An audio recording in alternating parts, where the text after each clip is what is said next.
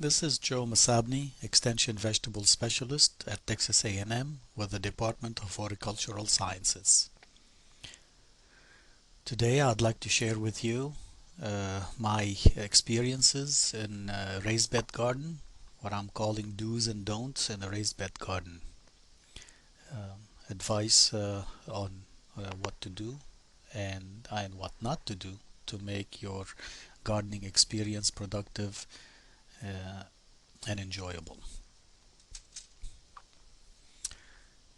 I built two raised beds in my backyard. As you can see, I have St. Augustine grass that I killed with Roundup. I put garden fabric on the bottom. Not that weed is an issue. St. Augustine grass is not a serious weed that will grow 10 inches of soil, but just in case. And I put 3 inches of gravel around my beds. What I bought was from Lowe's, Home Depot, any garden center, treated wood. They are 2 inches wide, 10 inches deep by 10 foot long. When I buy wood for raised bed gardening, I look for material that has printed on it MCA or MCQ. Those are safe for use in a garden because they don't have arsenic, they have copper, they have other products that are safe but not arsenic. CCA treated wood is not safe because that has arsenic in it and some people are not comfortable using it. So it was very easy to build. Bought 4 boards, and that's the length of my bed, so they're 10 foot long. And I bought 2 more boards that are 8 feet long, as to cut in half, and that's instantly my ends. So my beds are 4 by 10. I bought a garden mix from a local garden center, which is 50% mushroom compost and 50% sand. Any compost is fine, and that mixture, that ratio of 50% sand, 50% compost is a good idea. If you're choosing to use your native soil to add to the mix, then maybe a third of your soil, a third sand, and a third mushroom compost is a good combination to begin with. So this is a year old. You can see how much shrinkage I had in 1 year. Some of it is the soil settling, but most of it, in my opinion, is breakdown of the organic matter that's in the soil. And these are the weeds that germinated over the winter. This picture was taken on March 15. In College Station in our area, we really should be planting our tomatoes 1st of March if possible, or even earlier if we can protect them. Some years we have a mild winter. If we can protect the tomatoes with plastic, with something equivalent to a cold frame, we can get a big head start on the season, because our season here ends by July 1st. The tomatoes will not set fruit anymore, so anything we can harvest before July 1st is ideal.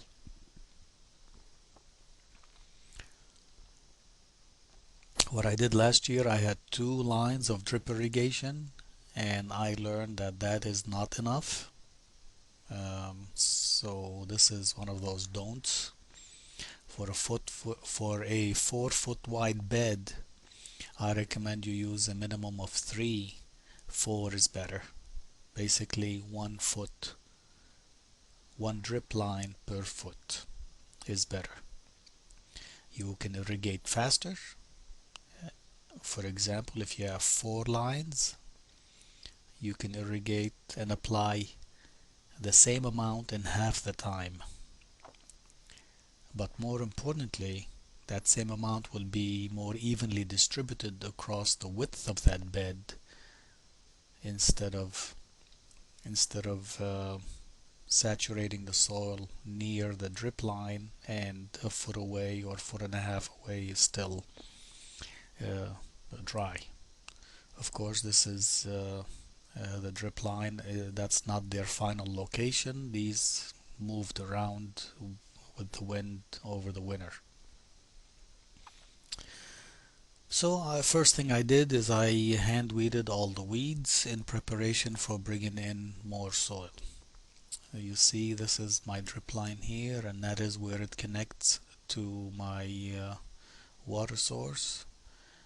I disconnected it over the winter so that in case there's any water still in there, it doesn't freeze and burst all my pipes. So a couple of weeks later, or about 3 weeks later, I still haven't brought in the new soil, which is another don't. In gardening, you really have to be on top of things. You cannot wait. You have to do the work ASAP. And here's a proof of that. This is a tomato plant that has germinated by itself from my last year's crop.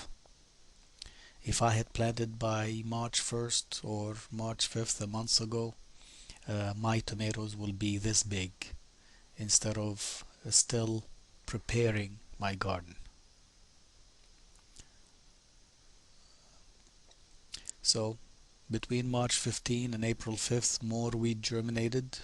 So this time I decided to spray Roundup.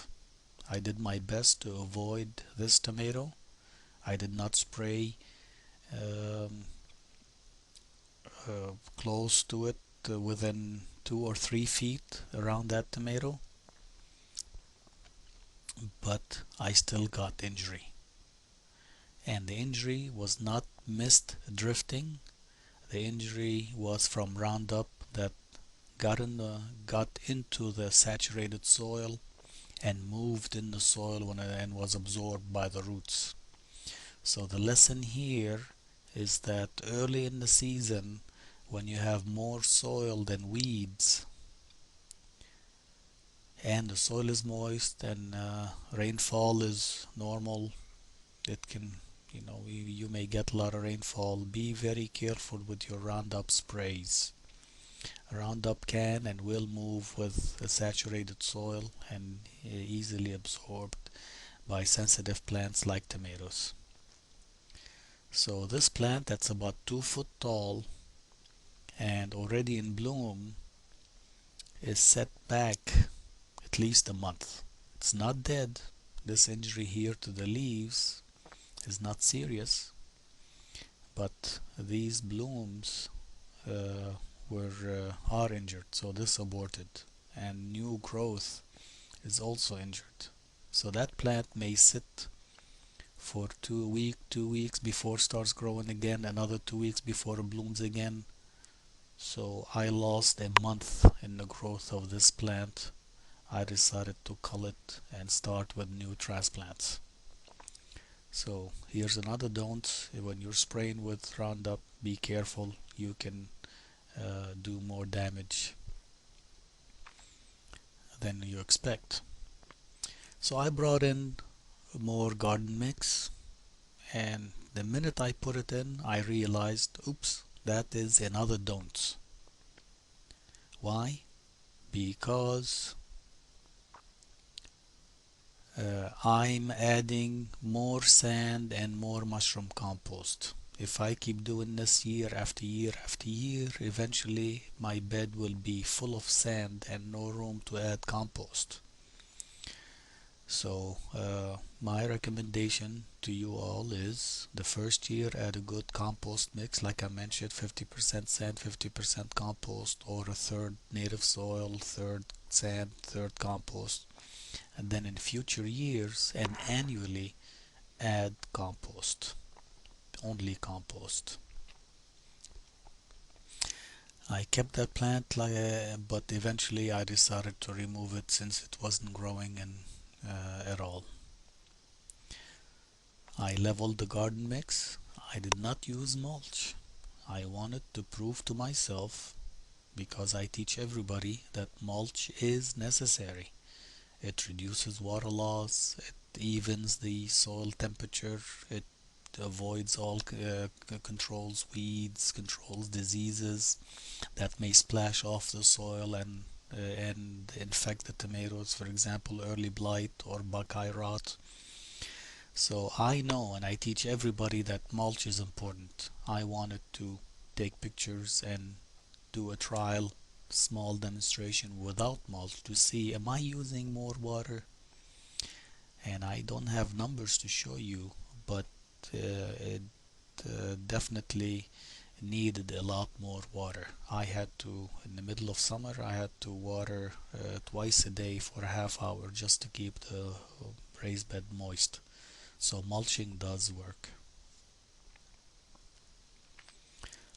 Now, when I went to the garden center, these are the plants, tomato plants that I found.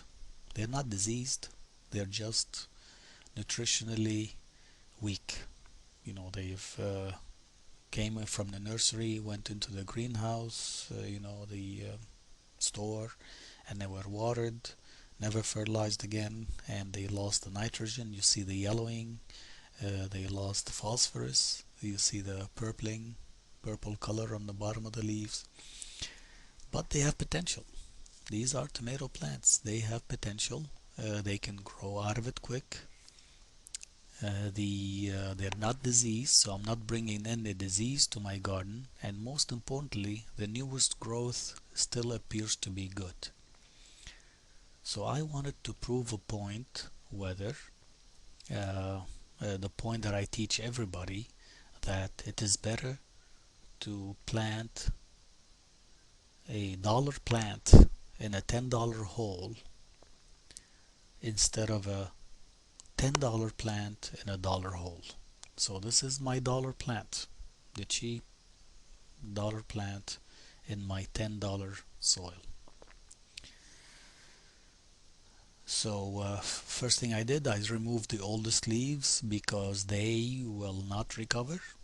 They absolutely will not recover, so why bother keep them? And I kept 1 or 2 leaves per plant, and this shows it better with before and after. And this works great with tomatoes for another reason, is because the stem is known to root very easy. So if I bury the plants down to here, this will not rot. This will form roots and help the plant grow faster. So back to my garden, I marked 1 foot spacing because I wanted to plant my tomatoes at perfect spacing. And I'll show you why. And I started at 6 inches from the edge. This way the plants are evenly distributed and equidistant, 6 inches from both edges. Instead of starting at 0 and then 1, 2, 3, you start at 6 inches and then 1.5, 2.5. That is much better for your measurements. So here I'm ready to plant. My soil is ready. My dollar plant are fixed and cleaned up and ready to go.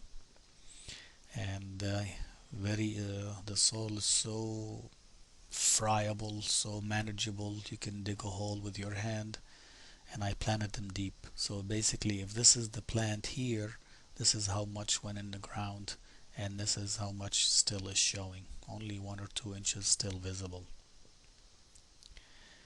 And I planted them 1 foot apart. So in this equivalent of 4 by 4, I have 16 plants. That is not the recommended spacing for tomatoes. I mean, commercially we put them 2 feet, 2.5 feet. Homeowners put them up to 3 feet apart because they can get big. The reason I did this is because I wanted to grow them as a single stem tomatoes, because I only have 2 raised beds. I have valuable real estate. I don't want to waste a whole bed on tomatoes only. I wanted to plant a whole bunch of other crops. And why on the west end? I planted my tall tomatoes on the west end. This way, when they are tall and shade this area here in the afternoon, I'm okay. I want shade in the afternoon, but I don't want to shade my beds in the morning. Morning sun is very important. Dries off the foliage quick and is ideal time for photosynthesis.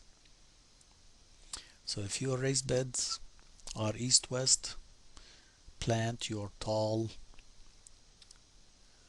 vegetables on the north end or on the west end, and this way you will never shade the rest of your bed during the morning. May 18, these are my plants.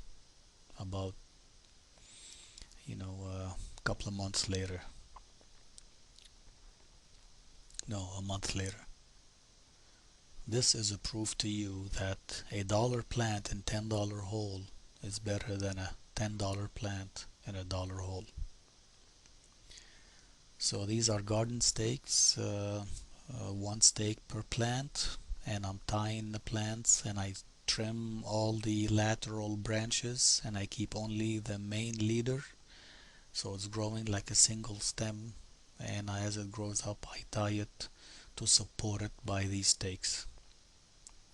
There's no difference in growth and height, so there's no shading of one plant on the other, and you see they're starting to flower and they look perfect. This is another look.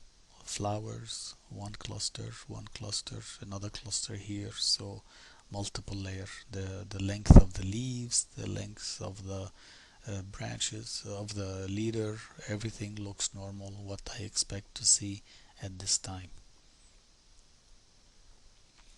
This is what I used for my irrigation system. I tried to automate everything in case I get busy or travel. The plants still get their water needs. Everything I bought here, everything you see here, I bought from Lowe's except for this fertilizer injector. I found it online. You just search for fertilizer injector. It's about 50 bucks. You add your soluble fertilizer here, and every time you irrigate, you're fertilizing at the same time. This is a pressure reducer, backflow preventer, a splitter, so I can use multiple hoses, and this end here is connected to my irrigation timer. This I can adjust how often I can irrigate, and for each time how long I irrigate. So with this setup I can travel for weeks on end, and I never have to worry that I forgot to water or my plants are stressed.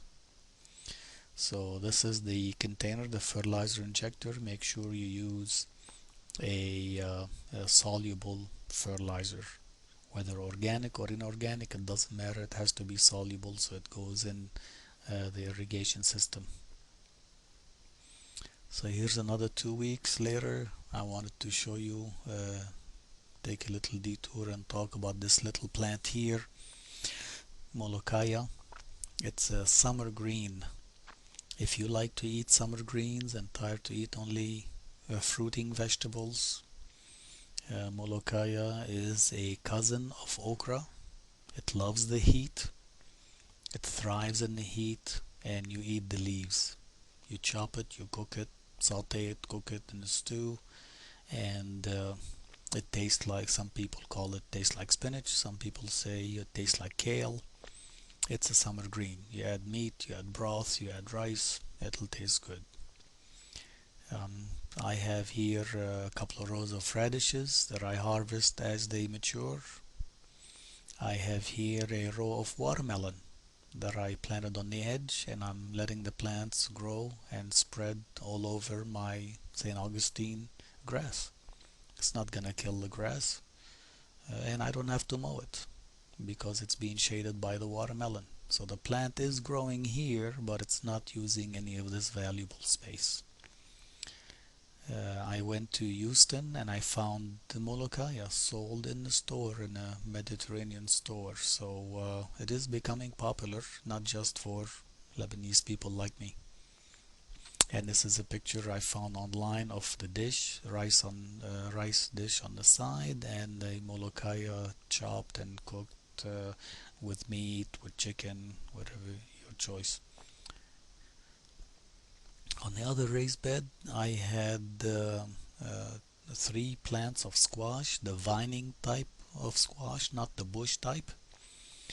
And my goal here also was to let them vine and spread and run on this little 3 foot path between my raised bed and my fence. Again, the plants are on on the bed, but they're not using this valuable space. And the way I train my squashes, especially the vining type, is that as the stem elongates, I trim out the older leaves. I only try to keep leaves on the foremost 2.5 feet. If the main stem is longer, you really don't need the oldest leaves. They're just sitting there attracting diseases and insects, and they're not really feeding the fruits and flowers that are developing on the tip of the branch. So even though this is here shading the bed, eventually this will be, all these leaves will be removed as the stem elongates, and may I make it run on the path here. That fourth row of tomatoes that I planted ended up being indeterminate cherry tomatoes. I did not want to build a 10-foot trellis to train these in the plants. So what I did, I laid the main stem on the ground, as you see here, and I'm training the side branches as erect plants growing up vertically. So these two plants are really two branches of this plant, and these two are two branches of this plant. And my goal is that I'll harvest it when it reaches 6 foot tall, and I'm done harvesting here. Why bother keep growing it? Cut that branch back to the main stem and rely on additional branches that are developing here at the leader point. You'll see the plants are still growing well. They're getting enough irrigation. They look normal, no diseases, no insect problems, nothing. Flower fruiting, I'm sure there's a lot of fruits here hidden. Here's a cluster, here's a cluster, here's the blossom. So it does work. You just have to pay attention to constantly thin the lateral branches as early as possible, because you don't want to remove a branch that's a foot long. That's basically water and fertilizer that you just threw away.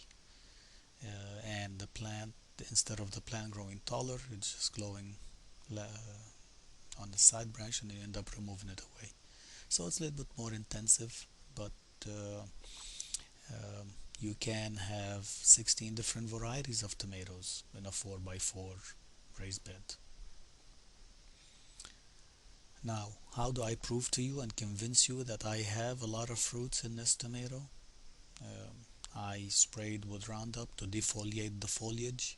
I cut off the excess foliage, and I just to show you that so here's the excess foliage and here's everything, and just to show you that yes, it does work.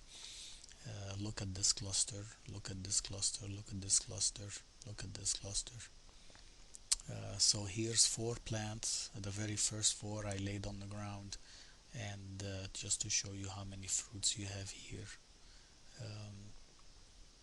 This is Celebrity, so this is about let's say 8 ounces, just a rough number.